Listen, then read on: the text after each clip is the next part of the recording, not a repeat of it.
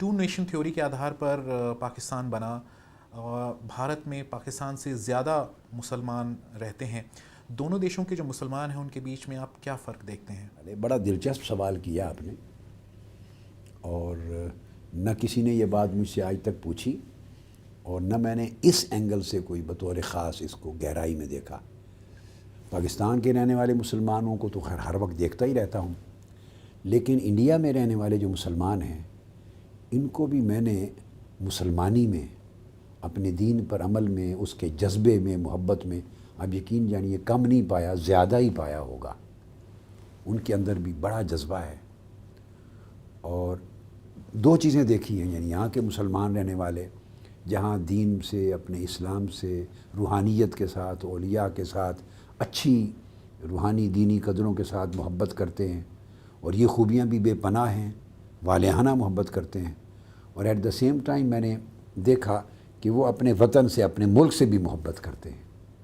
ये खूबी की बात है। पर बढ़ते अरबिक इन्फ्लुएंस की, क्योंकि जो साउथ एशिया में मुसलमान रहते हैं उनका अपना एक कल्चर रहा है, जैसे कि खुदा हाफिज़ कई लोग यहाँ पहले बोलते थे, अब अल्लाह हाफिज़। इस पर आप क्या कहेंगे? मेरी स्टडी डिफरेंट है, इस पर मेरी ऑब्ज़र्वेशन मुख्तलिफ है। ये जो खुदा हाफिज़ को बैन किया और अल्लाह हाफिज़ की तरफ आए हैं, पहली बात तो ये कि इस तब्दीली में बुराई कोई नहीं, एक बात ठीक है, लेकिन डेफिनेटली ये जो चेंज है, इस चेंज की मैं समझता हूँ ज़रूरत नहीं थी। मैं इसके पीछे कुछ और चीज़ देखता हूँ। ये अरबिक इन्फ्लुएंस की वजह से नहीं हुआ। ये कुछ बाज़ ममालिक के माबैन, कुछ मुसलमानों के अंदर कुछ मसलकी और एतकादी कुछ फ़र्क और कुछ फासले होते हैं। तो खुदा का लफ्ज़ जो है वो पर्शियन लफ्ज़ है, फ़ारसी का लफ्ज़ है। तो बाज़ लोगों ने इस पर कई सालों तक कोशिश की है, मुहिम चलाई है कि खुदा चूँकि पर्शियन लफ्ज़ है, यानी ईरानियन ओरिजिन का लफ्ज़ है, तो इसको रिप्लेस करके अल्लाह हाफिज़ की तरफ किया जाए। खुदा से मुराद भी वही हस्ती है, अल्लाह से मुराद भी वही हस्ती है। लेकिन मैंने तो जो स्टडी किया है, जब से ये अल्फाज में चेंज आया, मैं इसको वाच करता रहा हूँ, तो मेरे पेश नज़र ये कुछ और एंगल है। इसको मैं बराह रास्त अरबिक इन्फ्लुएंस के इशू के तहत नहीं देखता। ऑफ कोर्स अल्लाह का लफ्ज़ अरबिक ओरिजिन का है, मगर मैंने इसको और पस मंज़र में देखा है, ये बयान की। चिंता ये है कि जो कई लोगों की चिंता ये है कि सऊदी अरब से बहुत सारा पैसा इस इलाके में आ रहा है और पाकिस्तान में शायद ज़्यादा, लेकिन कुछ लोग साउथ एशिया का कम और अपने आप को मिडल ईस्ट या सऊदी अरब के नज़दीक ज़्यादा सोच कर देखते हैं। इस पर क्या सोच होगी आपकी? क्योंकि साउथ एशियन मुस्लिम एक बहुत पुराना इस्लामिक कल्चर है। ये एक बदकिस्मती है कि कंट्रीज़ को जब ये बजट दूसरे मुल्कों से आते हैं ना, बाहर के मुल्कों से, खा किसी भी नाम पर, तो उनके ऊपर एक कंट्रोल होना चाहिए कि कौन बजट भेज रहा है, रिसिपिएंट कौन है, किन को भेज रहा है, कौन ले रहे हैं, किस मकसद के लिए भेजा जा रहा है और कहाँ ख़र्च हो रहा है। ये बदकिस्मती है कि इसके ऊपर कोई कवानीन साउथ ईस्ट एशिया में ममालिक मिल के नहीं बना सके, या इनकी प्रॉपर रोकथाम के लिए। इससे सिर्फ कल्चरल चेंज ही नहीं आ रही, बल्कि इसके साथ सेक्टेरियन इश्यूज़ भी पैदा हुए हैं साउथ ईस्ट एशिया में। आइडियोलॉजिकल चेंजेस भी आई हैं, सेक्टेरियन इश्यूज़ भी पैदा हुए हैं, नफ़रतें और हेट्रेड्स, सेक्टेरियन हेट्रेड्स भी बढ़ी हैं, और इंतहा पसंदी के रुझानात में भी कहीं ना कहीं इस किस्म के पैसे का काफ़ी उसमें दखल हुआ है।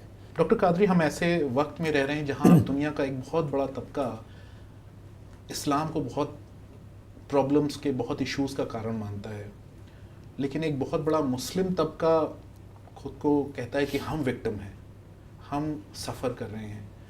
आप ये जो दोनों सोच है, इसे कैसे देखते हैं आप? मैं तो उस तबके से इत्तेफाक नहीं करता जो इस्लाम को इन प्रॉब्लम्स का रीज़न समझता है। ये सोच गलत है। अब रह गया सवाल का दूसरा हिस्सा कि मुसलमान इस खित्ते के कहते हैं कि हम खुद इससे सफ़र कर रहे हैं। ये बिल्कुल दुरुस्त है, इसमें तो कोई शक नहीं है। पाकिस्तान सफ़र कर रहा है, इराक़ सफ़र कर रहा है, سیریا سفر کر رہا ہے، ایجپٹ سفر کر چکا ہے، یمن سفر کر رہا ہے، اور کئی اور ممالک ہیں مسلمان سفر بھی کر رہے ہیں. اور سفر اس لیے بھی کر رہے ہیں کہ دہشت گردی اور انتہا پسندی کی روک تھام کے لیے ممالک نے مؤثر کارروائی نہیں کی، مؤثر پالیسیز نہیں بنائی اور مؤثر اقدامات نہیں کیے. دہشت گردی ایک دن میں یا ایک ہفتے میں نہیں بن جاتی. ایک درخت ہے، وہ بیج بونے سے شروع ہوتا ہے اور وہ چلتے چلتے پھر ایک پودا بن کے نکلتا ہے، پھر وہ بڑھتا ہے پلانٹ، اور پھر آہستہ آہستہ درخت بنتا ہے، اس کا تنا بنتا ہے، شاخیں آتی ہیں، پھر جا کے کہیں پھل لگتا ہے. تو دہشت گردی کا درخت تناور ہونے میں بڑا وقت لگتا ہے. اگر حکومتیں، انڈیا کے لیے بھی میری یہی سوچ ہے کہ انتہا پسندی سے شروع ہوتی ہے دہشت گردی، اور انتہا پسندی سے بھی پہلے نیرو مائنڈڈنیس، جو تنگ نظری ہے، وہاں سے شروع ہوتی ہے. تو دہشت گردی کا حل کبھی نہیں ہوگا جب تک آپ تنگ نظری کو ایڈریس نہیں کریں گے.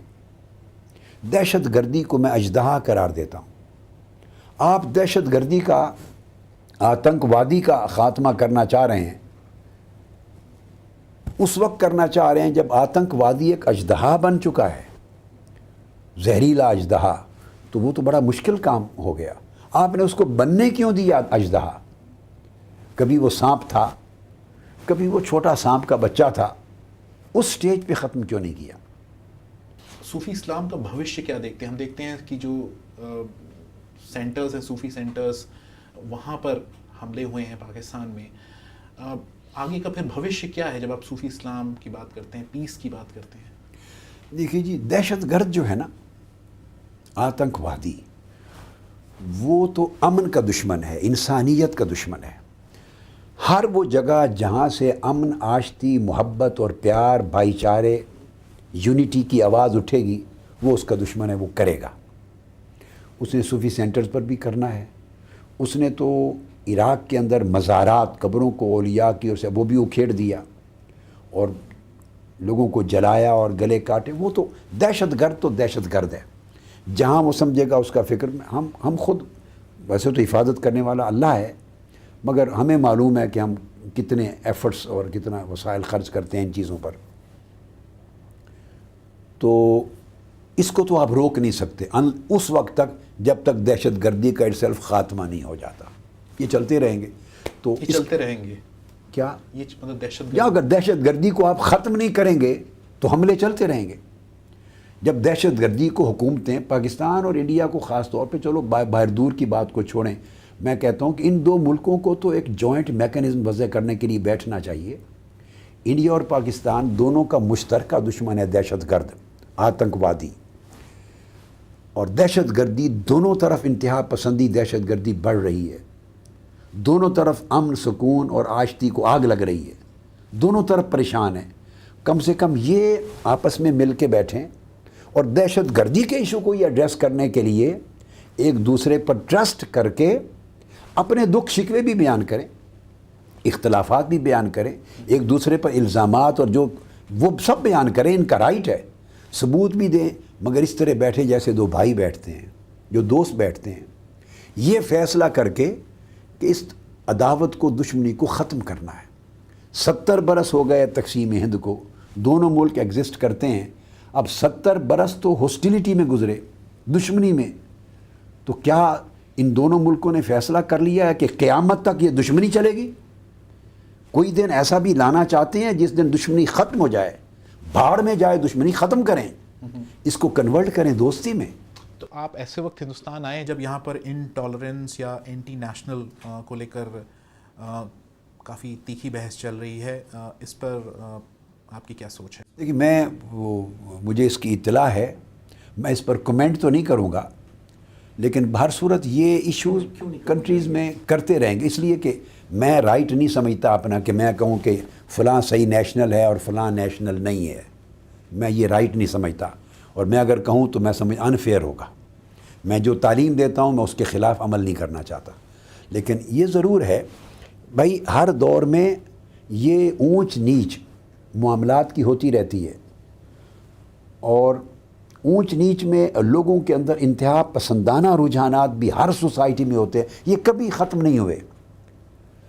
سارے لوگوں کو مل کر ایک یہاں ود ان انڈیا بھی، میں جب پاکستان اور انڈیا کو جوائنٹ اسٹریٹجی اپنانے کی بات کر رہا تھا تو کنٹری کے اندر بھی ود ان انڈیا بھی یہ ایسی چیزیں ہیں کہ مل کر بیٹھ کے پولیٹکس سے ہٹ کر مل کے بیٹھ کے ان کو ٹیکل کرنے کے لیے ایک جوائنٹ اسٹریٹجی اور جوائنٹ ایکشن پلان اور ایک جوائنٹ ویژن ہونا چاہیے، اس کو ختم کریں، اور وہ انتہا پسندی کو ختم اور دہشت گردی کو ختم کرنے کے لیے بہت سارے سٹیپس اکٹھے لینے پڑتے ہیں، اور یہ ایک ایسی چیز ہے کہ یہ ڈیولپ بھی دھیرے دھیرے ہوئی ہے، ختم بھی دھیرے دھیرے ہوگی، مگر کم سے کم جوائنٹ ایکشن تو لینا کیا۔ ایک کہا جا رہا ہے کہ لانگ مارچ کے بعد آپ پاکستان سے اس سے غائب ہو گئے ہیں، مطلب کہاں ہیں جن چیزوں کی بات آپ نے کہی تھی وہ تو ہوئی نہیں، بدلاؤ پاکستان میں نہیں آئے، عمران خان کے ساتھ جو الائنس تھا وہ اس پر کوئی بات نہیں، وہ کہاں ہیں؟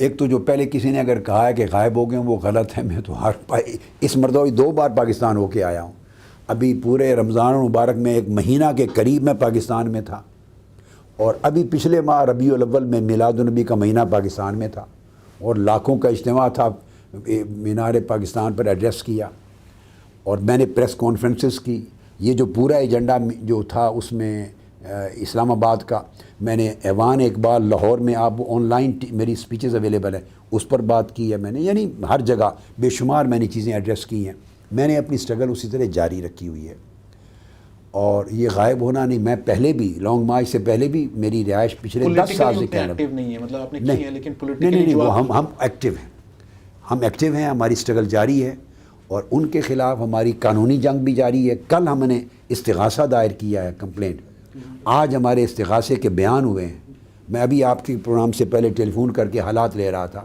گورنمنٹ کے خلاف، اور کل بھی بیان ہونا ہے، ہماری وہ اسٹرگل بھی جاری ہے، قانونی جنگ بھی جاری ہے، اور ہماری پولیٹیکل اسٹرگل بھی جاری ہے۔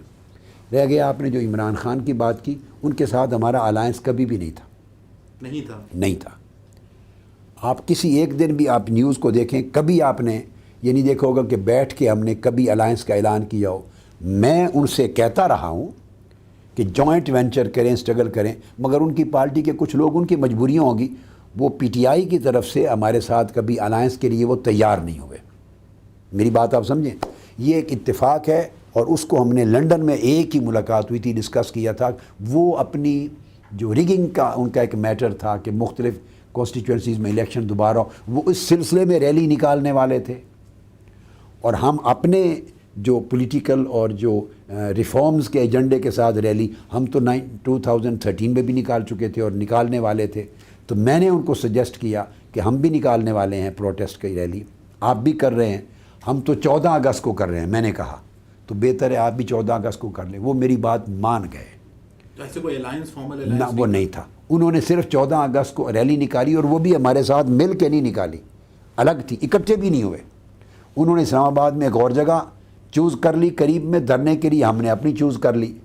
31 اگست بھی ہمارا فیصلہ تھا آگے بڑھنے کا، وہ ہمارے ساتھ چلے، اور جب چل کے 1 سپٹمبر کو نیکسٹ ڈے وہ پھر اپنی الگ جگہ بیٹھ گئے۔ کئی لوگ آپ کی بات پہ ایگری نہیں ہوں گے، ایسا لگا تھا کہ آپ دونوں ساتھ میں آ گئے ہیں، نہیں، کہہ رہے ہیں کہ وہ الائنس نہیں تھا کبھی۔ جی، آپ کینیڈا میں رہتے ہیں، بھارت پاکستان زیادہ جاتے ہیں، کئی لوگ سوال پوچھیں گے، اور اس پر بھی کافی بات لکھا جا چکا ہے، کنٹروورسی کی جس تیزی سے آپ پھیلے ہیں، فنڈنگ کہاں سے آتی ہے، اس طرح کے کئی سوال اٹھتے رہے ہیں، کیوں آپ کو کوئی سیریسلی لے، یا پھر آپ کی بات جو ہے، کیونکہ آپ کئی لوگ کہیں گے کہ آپ کا کوئی اسٹیک نہیں ہے یہاں پہ، آپ پاکستان میں رہتے نہیں ہیں، آپ کینیڈا میں رہتے ہیں، آپ یہاں پر آتے ہیں، 4 سپیچز دے کے واپس چلے جاتے ہیں۔ دیکھیے، اس شخص کا اسٹیک ہوتا ہے پاکستان میں اور اس ملک میں جس کا سب کچھ وہی ہو، خود وہ کہیں جائے کہیں آئے، اس سے کوئی میرا دنیا کے 90 ملکوں میں نیٹ ورک ہے، میری family all over the world, میں صرف ایک ملک کے اندر اسٹرگل کرنے والا آدمی نہیں ہوں کہ جس کا باہر کوئی کام نہیں ہے۔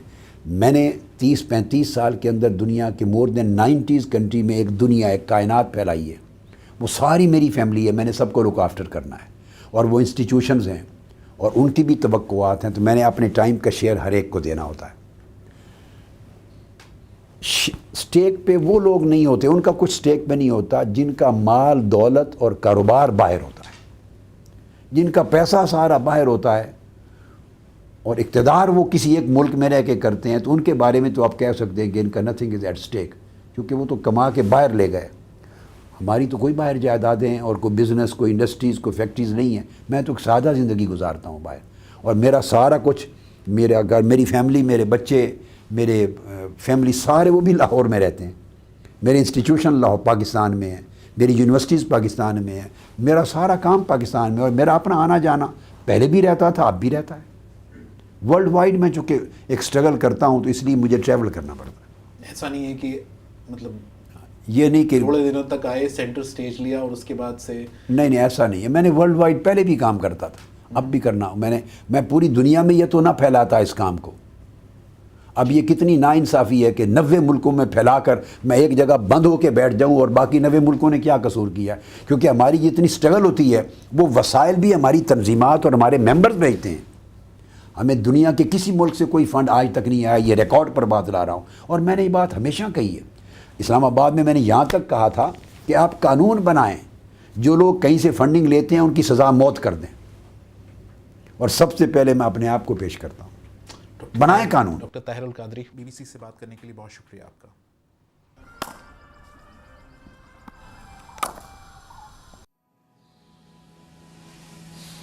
ایک غلط موو اور میرا آن دا اسپاٹ ڈیتھ بھی ہو سکتا ہے.